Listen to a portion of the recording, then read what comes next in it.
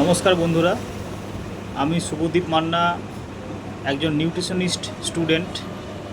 আজকে আমি আপনাদের সাথে আলোচনা করব আমাদের শরীরে যে সমস্ত সমস্যা হয় অর্থাৎ রোগ হয়, এই রোগের উৎপত্তি দু ভাগে হয়ে থাকে।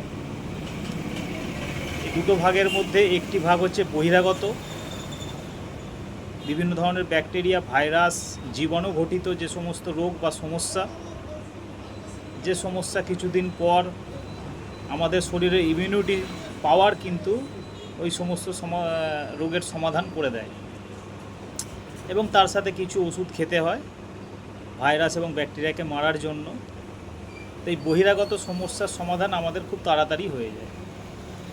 কিন্তু আমাদের ভেতরের যে সমস্যা, এই সমস্যা যে তৈরি হয়, এর জন্য দায়ী একমাত্র আমাদের বিপাকীয় সমস্যা, অর্থাৎ মেটাবলিজম সিনড্রোম যেটাকে বলা হয়, বা মেটাবলিক সিনড্রোম যেটাকে আমরা বলি।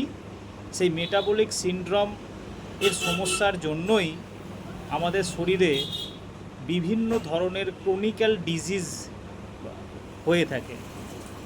এবার এই বিপাকীয় সমস্যা হয় কেন? এই বিপাকীয় সমস্যা হওয়ার প্রধান কারণ হলো কি, আমাদের খাদ্যাভ্যাস পরিবর্তন।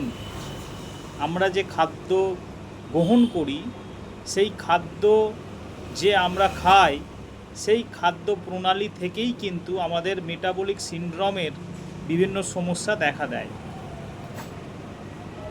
আমরা একটা জিনিস খুব ভালোভাবে আমাদের বুঝতে হবে, আমরা এই প্রকৃতির একজন জীব।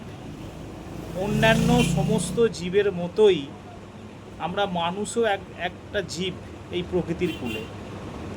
এবারে প্রকৃতির যত অন্যান্য জীবগুলো আছে, তারা কি করে? তারা প্রকৃতির দেওয়া খাবারকেই গ্রহণ করে। অর্থাৎ প্রকৃতি যেভাবে খাদ্যকে সাজিয়ে রেখেছে, সেভাবেই তারা কিন্তু তাদের খাদ্যকে গ্রহণ করে।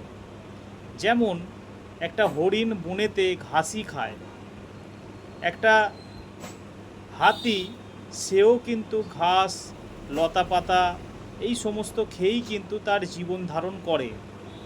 একটা বাঘ সে মাংস ভক্ষণ করেই কিন্তু তার জীবনযাত্রা অতিবাহিত করে। এবং একটা পাখি সে কিন্তু দানা শস্য খেয়েই কিন্তু জীবন ধারণ করে।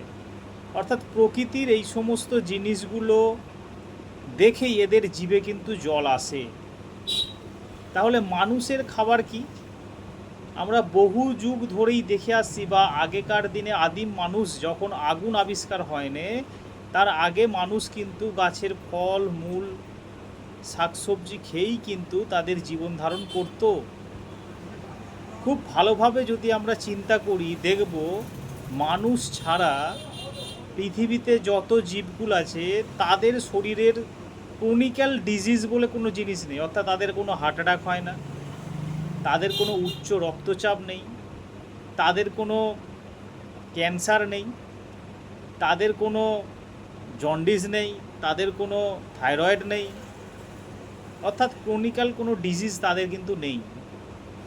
তাহলে মানুষের এত সমস্যা কেন?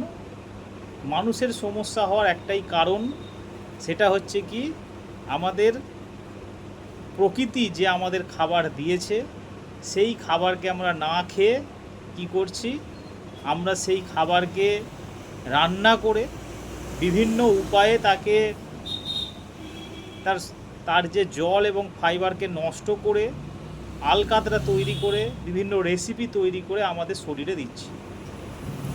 তাহলে আমাদের শরীরে দীর্ঘদিন এই খাদ্য দেওয়ার ফলে কি হচ্ছে, আমাদের বিপাক ক্রিয়ার সমস্যা হচ্ছে, এবং বিপাকীয় সমস্যা হওয়ার ফলেই কি হয়, বিভিন্ন ধরনের রোগ আমাদের শরীরে বাসা বাঁধে।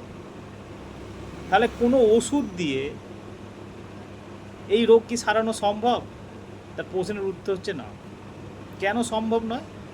কারণ যদি একটা কাঠেতে ঘুণ ধরে, তাহলে আমরা সেই জায়গাটা বাদ দিয়ে আমরা কাঠ দিয়েই কিন্তু সেই জায়গাটা রিপেয়ার করি। একটা প্লাস্টিক যদি ভেঙে যায়, সেখানে প্লাস্টিক দিয়েই রিপেয়ার করি। কোনো যদি লোহার কোনো কিছু মরচে ধরে নষ্ট হয়ে যায়, সেই জায়গায় আবার জোড়া লাগানোর জন্য লোহাকেই আমাদের দিতে হয়। তাহলে শরীরে যে সমস্ত বিপাকীয় সমস্যার ফলে রোগ সৃষ্টি হয়, সেখানে ওষুধ কীভাবে কাজ করবে?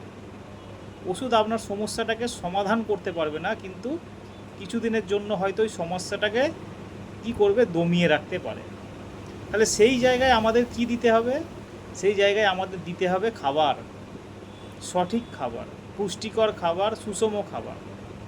তাহলে কি খাবার খেলে আমাদের বিপাকীয় সমস্যার সমাধান হতে পারে, আমাদের শরীরের ক্রনিক্যাল ডিজিজ খাবারের মাধ্যমেই ভালো হতে পারে, এইটা জানার জন্য আগামী ভিডিওটা আবার দেখুন।